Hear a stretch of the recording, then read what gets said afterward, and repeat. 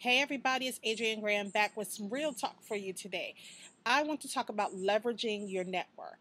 It is a common misconception that in business we have to do it all by ourselves, all alone. But guess what? That's not true. You have to leverage the network.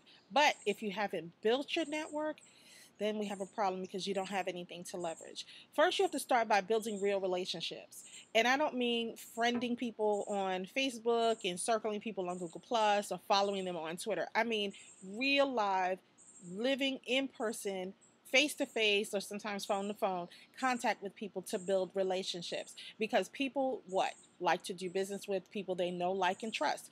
And they can't build that like or that trust. Well, they can get to know you, but they won't be able to trust you unless they really get their hands around or feel you out as a person.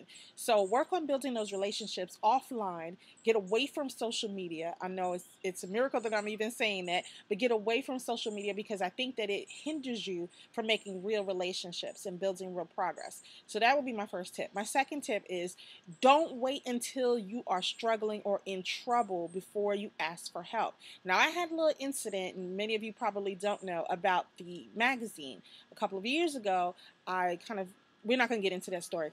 I got myself into a situation that I shouldn't have and did not ask for help when I needed it. But luckily for me, I had built such a strong network that everybody that I reached out to came through for me. That's the power of a real network and being able to leverage. They offer to write articles. They offer to do printing. They offer to do editing articles. Anything they can think of, they offer to do it for me. Now, had I not built those relationships, I probably wouldn't have gotten so many offers. So make sure that you are building these relationships so that when you do need, you get in return. Here's the caveat to that.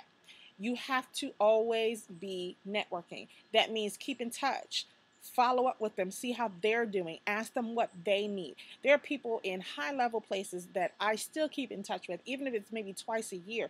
I let them know what's going on with me, and I always ask them what I can do for them. And it's not just lip service, and it's not just me sending them an email with a newsletter saying, hey, this is what I'm up to. It's a genuine concern, and I ask them, what can I do?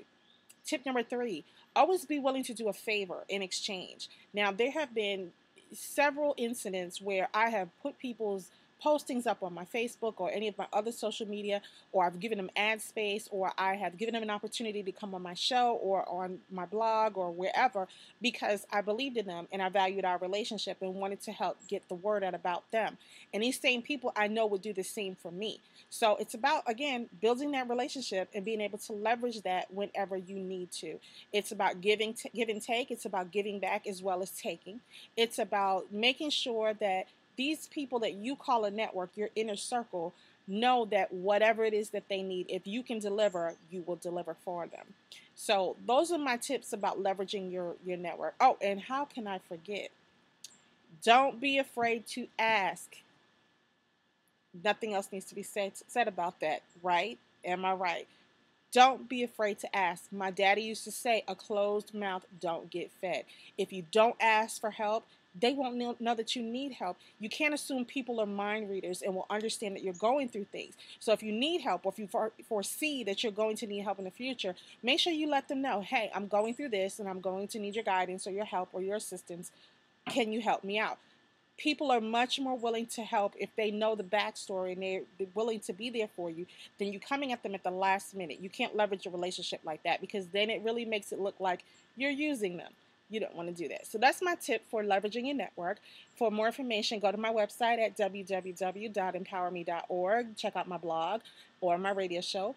You can tweet me at Talent Diva on Twitter. You can find me on Google Plus and Facebook and LinkedIn and all the cool hangout sites. And you can send me an email at info@empowerme.org. So make sure you leverage those relationships. See you later.